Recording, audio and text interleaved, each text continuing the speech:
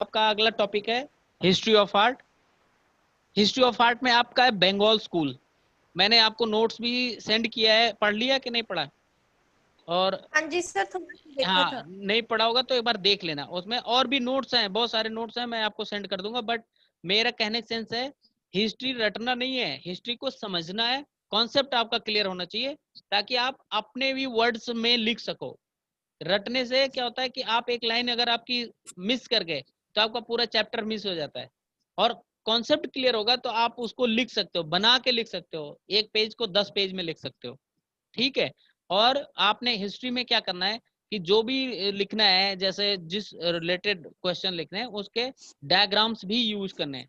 Diagram बीच बीच में बनाते जाओ, उससे क्या होता है, कम लिखने से मैसेज ज्यादा देता है, मतलब मिनिमम वर्ड मैक्सिमम मैसेज। तो आप डायग्राम यूज करोगे तो उससे क्या होता है कि पता चलता है कि इस बच्चे ने पढ़ाई के साथ साथ डायग्राम भी यूज किया है। और डायग्राम तुम लोग ड्राइंग किया हो तो तुम्हें इजी है, आप फ्री हैंड बना सकते हो ब्लैक जेल पेन से। तो पेपर में भी डायग्राम यूज करना। अगला है आपका topic Bengal school. Bengal school में बता रहा था बेसिकली किस लिए फेमस है और बंगाल स्कूल को किसने बनाया है, बंगाल स्कूल की कैरेक्टरिस्टिक क्या है, क्या क्या उनके क्वालिटीज हैं और क्या क्या किस लिए फेमस है, और उसका मेन कॉन्सेप्ट क्या है। तो बंगाल स्कूल, मैं बता रहा था कि जब हमारा कंट्री, हमारा देश आजाद हुआ 1947 से, उसके बाद से दो आर्टिस्ट ऐसे थे जो बंगाल स्कूल का, अगर आप फादर ऑफ बंगाल स्कूल कह सकते हो, तो अवनींद्र नाथ टैगोर थे। अवनींद्र नाथ टैगोर, ये रविंद्रनाथ टैगोर के ही नेफ्यू थे। और इन्होंने ये बहुत ही हाईली हाँ टैलेंटेड जी और सर। आर्टिस्ट थे। इन्होंने ही बंगाल स्कूल को स्टार्ट किया और डिस्प्ले किया। अब मैं बताऊंगा आपकी इसकी टेक्निक्स क्या है, कौन कौन सी पेंटिंग बनाई गई, और फिर उसके बाद इन्होंने किस किस मीडियम में पेंट किया है और उनकी क्या क्या क्वालिटी है। तो बंगाल स्कूल बेसिकली ये 1947 के बाद से स्टेब्लिश हुआ है।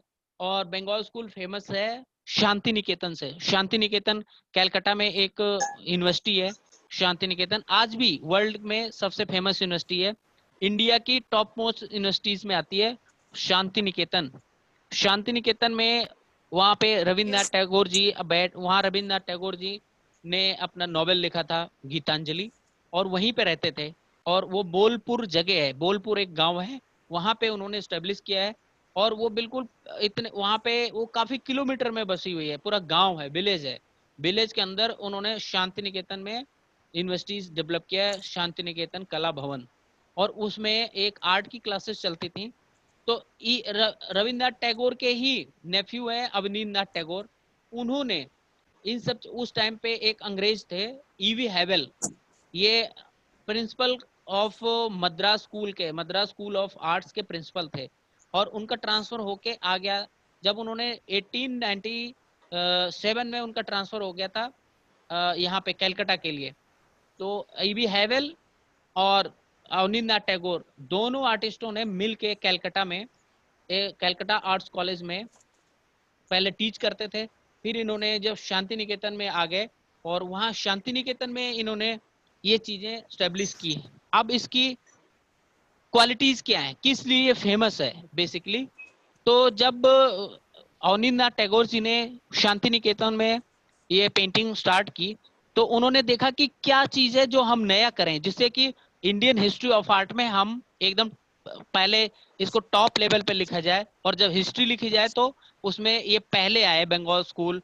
तो इसलिए उन्होंने जापान की जो कलर स्कीम थी, जापान से, जापान के आर्टिस्ट जो है वो वाटर कलर करते थे, और उन आर्टिस्टों का उन्होंने कलर स्कीम चूज कर लिया। और कलर को कैसे करते थे, वॉश करते थे।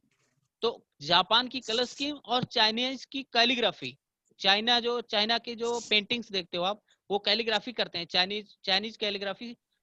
चाइनीज लैंग्वेज है टोटली फिगरेटिव।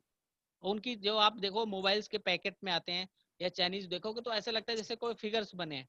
तो उन्होंने चाइनीज जो ड्राइंग्स थी उसको और जापानीज कलर स्कीम दोनों को मिक्स करके जब उस चीज को कंपाइल किया, और वो उनको दोनों को वॉश किया, तो एक दिन क्या करते थे, वो उन्होंने पेंटिंग बना रहे थे। यार फॉलो कर लो मुझे इंस्टाग्राम पे। हाँ जी बच्चों। मैं नहीं चला। Hello hello. हाँ जी सर। Hello sir. हाँ जी बच्चों, कनेक्ट हो गया। ये नेटवर्क प्रॉब्लम है, तो बीच बीच में आप जो भी चल रहा है, लेक्चर रिकॉर्ड हो रहा है, तो बीच में घरेलू बातें नहीं करनी, ठीक है? हाँ जी। चलो नो प्रॉब्लम। मैं बता रहा था, उन्होंने बंगाल स्कूल से जो वॉश पेंटिंग स्टार्ट की, उस वॉश पेंटिंग में उन्होंने क्या क्या जापान की कलर स्कीम और चाइना की जो कैलीग्राफी थी, दोनों को मिक्स किया। और मिक्स करने के बाद एक दिन पेंटिंग बनाई, और पेंटिंग बनाने के बाद उसको उनको अच्छी नहीं लगी वो पेंटिंग, तो उन्होंने उसको उठा के फेंक दिया। और जब फेंक दिया गमले में, तो जापान की कलर स्कीम, हाँ दूसरी जी, पार्टी कौन सी थी? जापान और चाइना, चाइना की उन्होंने फिगरेटिव लैंग्वेज यूज की।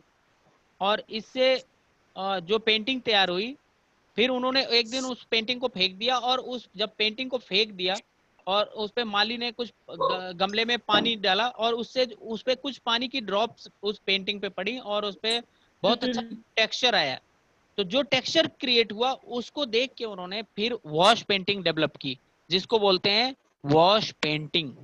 और ये बंगाल स्कूल सर की सर बंगाल किसने पेंटिंग?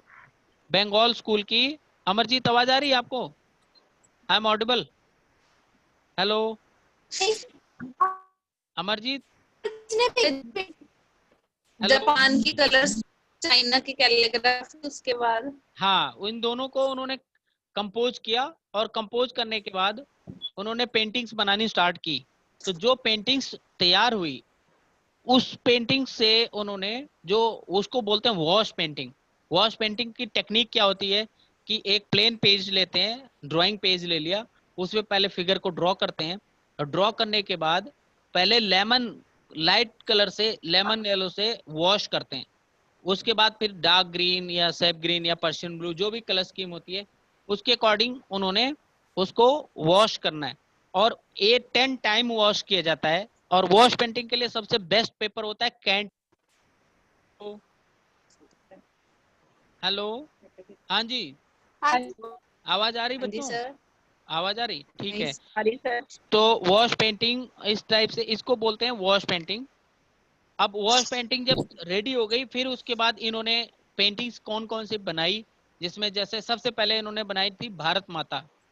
भारत माता पेंटिंग आप देखोगे तो वाटर कलर से बनाई है, और उसमें भारत माता को बनाया गया है, जिसमें उनके डबल के बजाय 4 हैंड उन्होंने ड्रॉ किया है, और उनको दिखाया है कि किस टाइप से एक भारत माता पेंटिंग। उसके बाद उन्होंने और सारी कई सारी रवींद्रनाथ टैगोर ने पेंटिंग्स बनाई हैं, जिसमें पासिंग ऑफ शाहजहां, शाहजहां की मृत्यु।